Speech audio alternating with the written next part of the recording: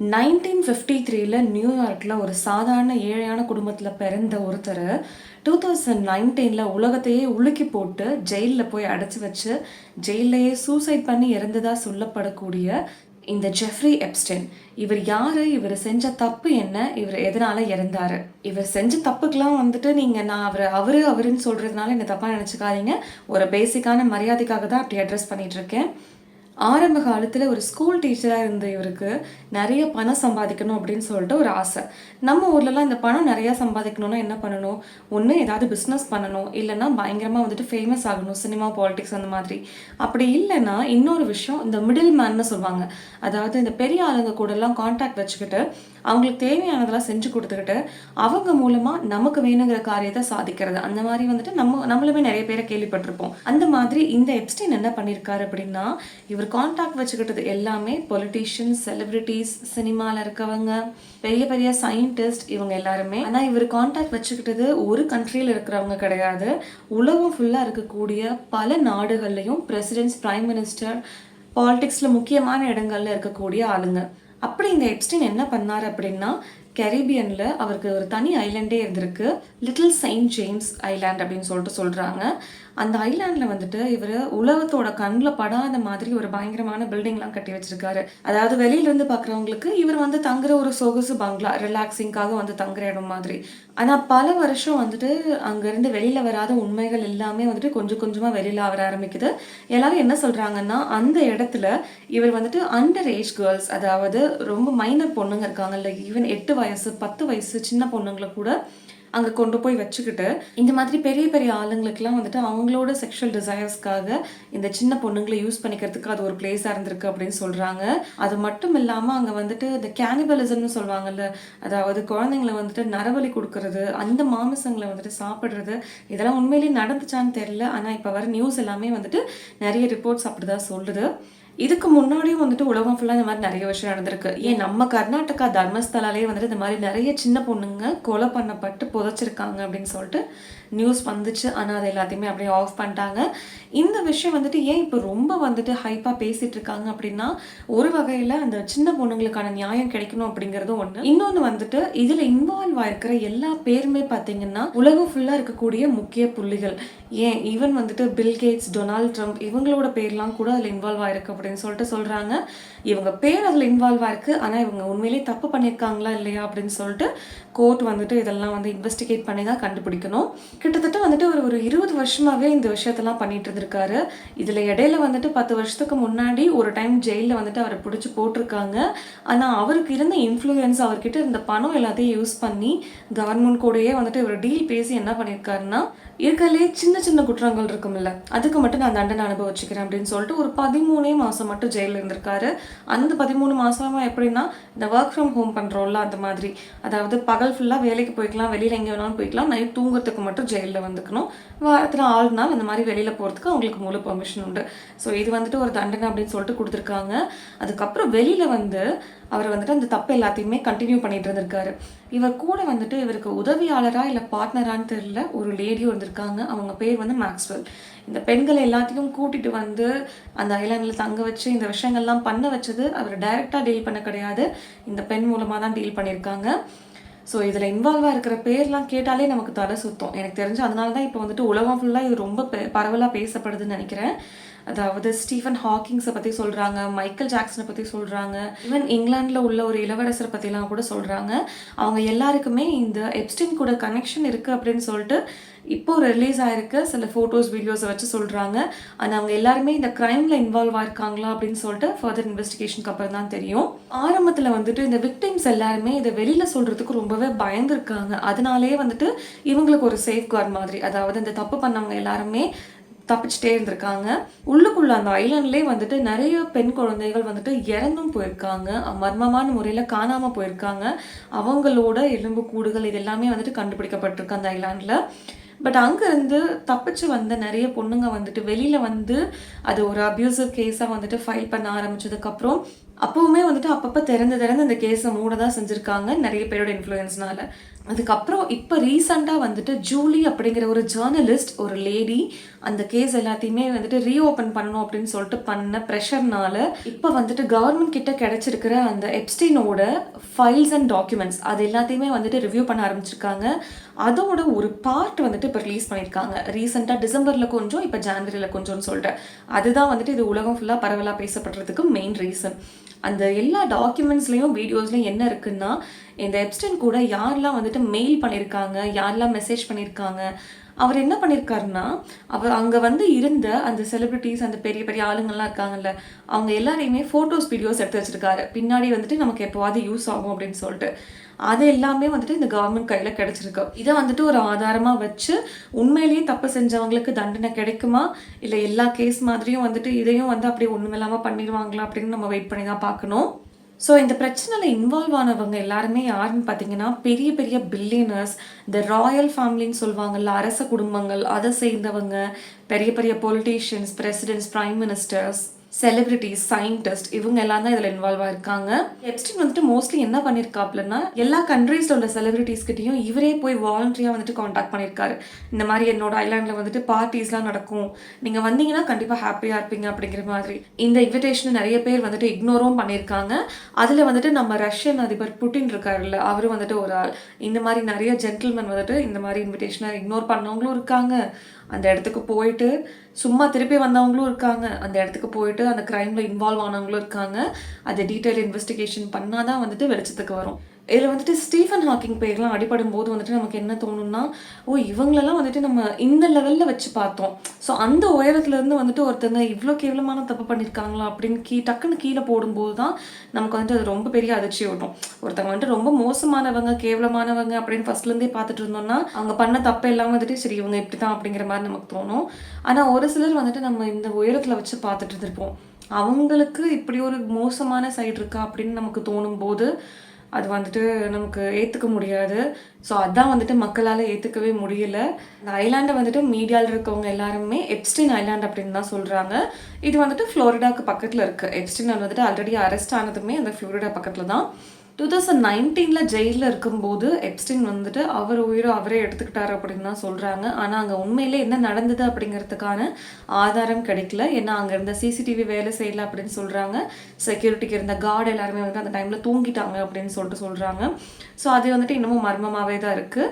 அந்த மேக்ஸ்வெல் வந்துட்டு இதுக்கப்புறம் என்ன நடந்துச்சு அப்படின்னு டீட்டெயிலாக சொன்னாதான் உலகத்துக்கு வந்துட்டு தெரியும் அங்கே உண்மையிலே என்ன நடந்துச்சு அப்படின்னு சொல்லிட்டு. இவ்வளோ பெரிய தப்பு நிறைய டைம் வெளிச்சத்துக்கு வந்துமே வந்துட்டு ஏன் தண்டனைகள் பெருசாக இல்லாமல் போச்சு, இன்வெஸ்டிகேஷன்லாம் வந்துட்டு ஏன் ரொம்ப மெதுவாக நடக்குது, யாராவது பெரிய பவர்ஃபுல் பீப்புளெலாம் வந்துட்டு அவருக்கு ஹெல்ப் பண்ணிட்டு இருந்தாங்களா, இப்போ அவங்களால தான் அவருக்கு ஏதாவது ஆபத்து வந்துச்சா அப்படிங்கிறது இப்போ மீடியாலேயும் சரி மக்களுக்கும் சரி பெரிய கேள்வியாகவே இருக்குது. எனக்கு வந்துட்டு இந்த நியூஸை கேட்டோம்னா எனக்கு டக்குன்னு மைண்டில் வந்தது இந்த சிக்மண்ட் ஃப்ராய்ட் இருக்கார்ல, அவரோட தியரி தான். இந்த ஈகோ, சூப்பர் ஈகோ, அதை பற்றிலாம் நிறைய பேசியிருப்பாரு. அதாவது நம்மளோட மனசை வந்து மூணாக பிரிக்கலாம்.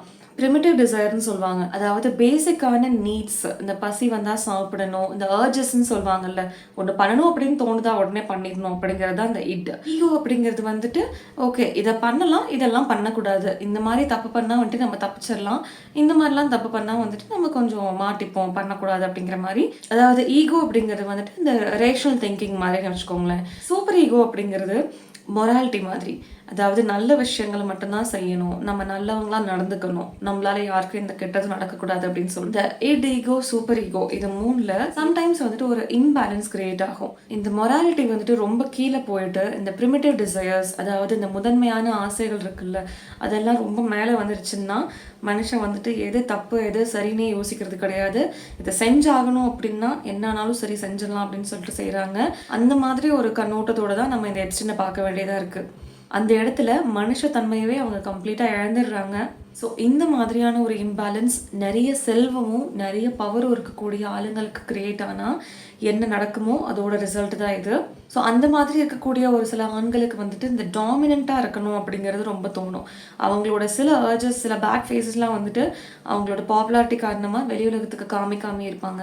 ஸோ இந்த மாதிரி நம்ம பண்ணுறது எங்கேயுமே வெளியில் தெரியாது அப்படிங்கும்போது அந்த மாதிரி இடத்துல தான் ஒரு மனுஷனோட உண்மையான சுயரூபம் வெளியில் வரும். அவங்களுக்கு வந்துட்டு நம்ம கையில் நிறைய பணம் இருக்குது, கான்சிக்வன்சஸ் என்ன வந்தாலும் நம்ம பார்த்துக்கலாம், நமக்குன்னு வந்துட்டு எந்த பவுண்ட்ரிஸும் கிடையாது, நமக்கு யாரும் ரூல்ஸ் போட முடியாது, நமக்கு என்ன தோணுதோ அதை செய்யலாம் அப்படிங்கிற மாதிரியான ஒரு மென்டாலிட்டிக்கு அவங்க போயிடுறாங்க. ஸோ இது வந்துட்டு 20 வருஷமாக கண்டினியூ ஆகிட்டு இருந்திருக்கு.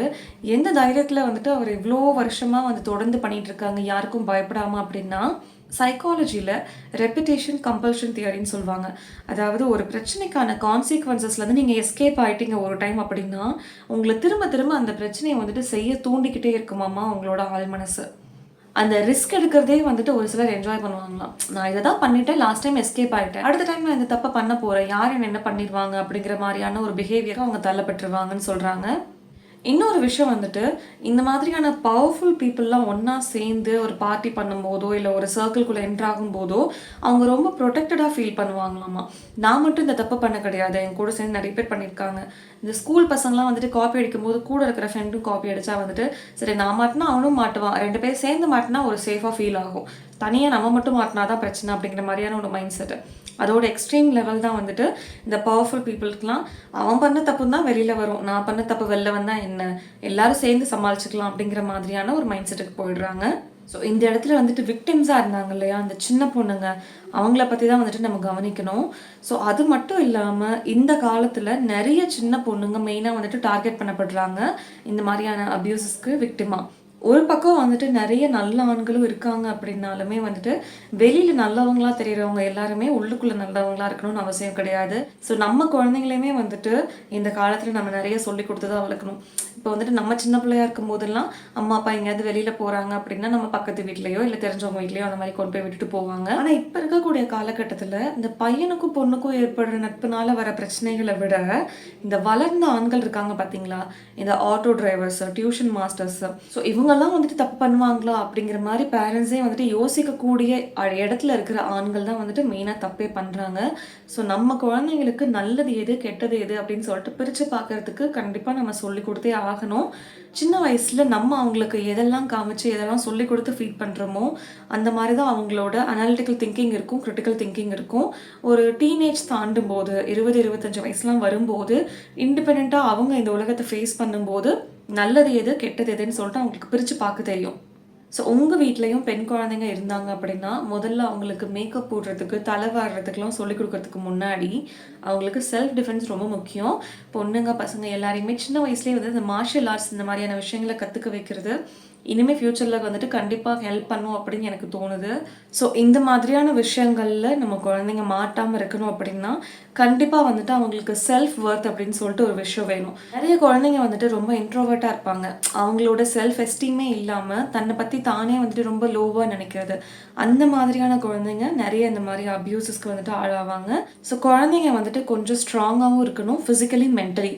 சின்ன பசங்களுக்கும் சரி டீனேஜர்ஸ்க்கும் சரி ரொம்ப கிரிட்டிக்கலாக ஒரு சுச்சுவேஷனில் அவங்க மாட்டிக்கும் போது யோசித்து முடிவெடுக்கிற அளவுக்கு அவங்களோட திங்கிங் அபிலிட்டி இருக்கணும். ஸோ அதுக்காக வந்துட்டு அவங்க வெளியில் எதுக்குமே எக்ஸ்போஸ் ஆகக்கூடாது, என் பையனும் பொண்ணும் வெளியில் போனால் அங்கே சேர்ந்தா இங்கே பண்ணால் கெட்டு போயிடுவாங்க அப்படின்னு சொல்லிட்டு இல்லாமல் நீங்களே வந்துட்டு அவங்களை கூட்டிகிட்டு போய் வெளி உலகத்தை காமிங்க. அவங்களுக்கு வந்துட்டு வெளியில் யாராவது ஏதாவது தொல்லை கொடுத்தாங்க அப்படின்னாலும் அதை வந்து உங்ககிட்ட சொல்கிற அளவுக்கு நீங்கள் ஒரு ஸ்பேஸ் கொடுக்கணும். அப்போ தான் வந்துட்டு அவங்க கொஞ்சம் எமோஷ்னலாக வந்துட்டு சேஃபாக ஃபீல் பண்ணுவாங்க. இன்னொன்று வந்துட்டு சின்ன பசங்களும் சரி டீனேஜர்ஸும் சரி மெயினாக மற்றவங்க கிட்ட வந்துட்டு நோ சொல்ல பழகணும். நம்ம நோ சொன்னோன்னா நம்மளை வந்துட்டு ஒதுக்கி வச்சுருவாங்களோ, நம்மளை வந்துட்டு ரொம்ப மோசம்னு சொல்லிடுவாங்களோ அப்படிங்கிற பயம் வந்துட்டு குழந்தைங்களுக்கு வரவே கூடாது. அவங்களுக்கு சரின்னு தோணுச்சு அப்படின்னா அவங்க பண்ணணும். அவங்களுக்கு அந்த இடம் வேண்டாம், அது சேஃப் இல்லைன்னு தோணுச்சுன்னா அவங்க அதை செய்யக்கூடாது. இந்த மாதிரி பிரச்சனைலாம் வரதுக்கு மெயின் ரீசன் என்ன தெரியுமா, சின்ன வயசில் வந்துட்டு சின்ன பசங்களுக்கு நம்ம சொல்லி சொல்லி அவங்க மனசுக்குள்ளே என்ன புகுத்தி வச்சுருக்கோன்னா ஒபீடியண்ட்டாக இருக்கிற பசங்க தான் வந்துட்டு நல்ல பசங்க, எதிர்த்து கேள்வி கேட்டால் வந்துட்டு அவங்க மோசமான பசங்க அப்படிங்கிற மாதிரி சொல்லி சொல்லி அவங்க மனசில் நம்ம நல்லா ஏற்றி வச்சுருக்கோம். பெரியவங்க என்ன சொன்னாலும் கேட்கணும், பெரியவங்க ஏதாவது சொன்னால் அவங்கள திருப்பி கேள்வி கேட்கக்கூடாது. ஸ்கூலில் டீச்சர்ஸ், வீட்டில் அம்மா அப்பா சொந்தக்காரங்கெல்லாம் வந்துட்டு அவங்க என்ன சொன்னாலும் பொலைட்டாக வந்துட்டு அதுக்கு ஒபே பண்ணணும். அன்கம்ஃபர்டபுளான திங்ஸை பற்றி வந்துட்டு வெளியில் யார்கிட்டையும் பேசக்கூடாது, ஏன் நம்மக்கிட்டேயே பேசக்கூடாது, அதை பற்றி ஏதாவது பேசினா வந்துட்டு அதெல்லாம் பேசக்கூடாது சும்மாரு அப்படிங்கிற மாதிரி சொல்கிறது. ஸோ அந்த பசங்க வந்துட்டு அதை யார்கிட்ட டிஸ்கஸ் பண்ணுறது அப்படின்னு தெரியாமல் ஒண்ணு அவங்க ஃப்ரெண்ட்ஸ்குள்ளேயே வந்துட்டு பேசி அத முடிச்சுப்பாங்க. இல்லன்னா யார்கிட்டயும் சொல்லாம மனசுக்குள்ளேயே திருப்ப திருப்ப அவங்களுக்குள்ளேயே பேசிப்பாங்க. அதாவது யார நம்புறது, யார நம்பக்கூடாதுன்னே தெரியாம போயிட்டுருக்கிற இந்த ஏஐ உலகத்துல, நம்ம பசங்களுக்கு எப்படி சேஃபா இருக்கணும், எப்படி வந்துட்டு பிரச்சனைகள கையாளணும், இது எல்லாத்தையுமே வந்துட்டு சொல்லிக் குடுக்க வேண்டியது நம்ம கடமை. ஸோ வந்துட்டு எல்லாத்தையுமே ஸ்கூல் பார்த்துக்கும், ஸ்கூல்ல இருக்கிற டீச்சர்ஸ் பார்த்துப்பாங்க அப்படின்னு சொல்லிட்டு மத்தவங்க தலையில பொறுப்ப சுமத்தாம, இதுக்காகவும் கொஞ்சம் டைம் ஸ்பெண்ட் பண்ணி, குழந்தைங்களோட டைம் ஸ்பெண்ட் பண்ணி, அவங்களுக்கு இந்த குட் டச், பேட் டச் இது எல்லாமே வந்துட்டு ப்ராப்பரா சொல்லிக் குடுக்க வேண்டியது பேரண்ட்ஸோட கடமை. சின்ன பசங்களுக்கு வந்துட்டு இந்த 3 விஷயத்துல வந்துட்டு கட் அண்ட் ரைட்டா சொல்லிக் குடுத்துருங்க. உங்களுக்கு ஒரு விஷயம் வேணாம் அப்படின்னு தோணுச்சுன்னா, அந்த நோவ வந்துட்டு எவ்ளோ மரியாதையா வந்துட்டு மத்தவங்களுக்கு சொல்லணும் அப்படிங்கிறது. இன்னொன்னு வந்துட்டு உங்ககிட்ட, அதாவது பேரண்ட்ஸ் கிட்ட பசங்க எல்லா விஷயங்களையும் ஷேர் பண்ணக்கூடிய அளவுக்கு ஒரு ஸ்பேஸ் கிரியேட் ஆகணும். 3வது வந்துட்டு ஒரு சில அடல்ட்ஸ்லாம் இருப்பாங்க. அதாவது இந்த குழந்தைங்க அதிகமா வந்துட்டு போயிட்டு வர்ற இடங்கள், குழந்தைங்கள அதிகமா நம்பி அனுப்புற இடங்கள், அந்த மாரி இடத்துல இருக்கக்கூடிய அடல்ட்ஸ் இவங்க கிட்ட வந்துட்டு ஒரு விஷயத்த பண்ணிட்டு, இத வீட்ல போய் சொல்லக்கூடாது. இத யார்கிட்டயும் சொல்லக்கூடாது. இது சீக்ரெட் அப்படிலாம் சொன்னாங்க அப்படின்னா, அந்த மாதிரியான சீக்ரெட்டான ரைட்ஸ் வந்துட்டு உன் மேல யாருக்குமே கிடையாது. அந்த மாரி ஏதாவது நடந்ததுன்னா உடனே என்கிட்ட வந்து சொல்லிடணும். இது எல்லாத்தையுமே வந்துட்டு குழந்தைங்களுக்கு சொல்லி புரிய வைக்கிறதுல தப்பே கிடையாது. ஸோ இந்த மாதிரி சின்ன பசங்க மேல அவங்க அம்மா, அப்பா எடுத்துக்கக்கூடிய ஒரு சில கன்சர்ன்ஸ்னால, நாளைக்கு இன்னும் 10 வருஷம், 20 வருஷம் கழிச்சு நடக்கக்கூடிய பிரச்சனைகள்ல வர்ற சில விக்டிம்ஸும் வந்துட்டு காப்பாத்தப்படலாம். தப்பு செய்யக்கூடிய சில அக்யூஸ்டும் வந்துட்டு அப்படி அக்யூஸ்ட் ஆகாம கூட தடுக்கப்படலாம். ஸோ குழந்தைங்களுக்கு வந்துட்டு தப்பு பண்ணக்கூடாதுன்னும் தெரியணும். தன்னை எப்படி சேஃபா காப்பாத்திக்கணும் அப்படிங்கிறதும் தெரியணும். ஸோ இந்த எப்ஸ்டின் ஃபைல்ஸ்ல வந்த மாரியான தவறுகள் இனிமே ஃபியூச்சர்ல நடக்காம இருக்கணும் அப்படின்னு சொல்லிட்டு நம்ம கடவுள்கிட்ட வேண்டிக்கலாம். நன்றி.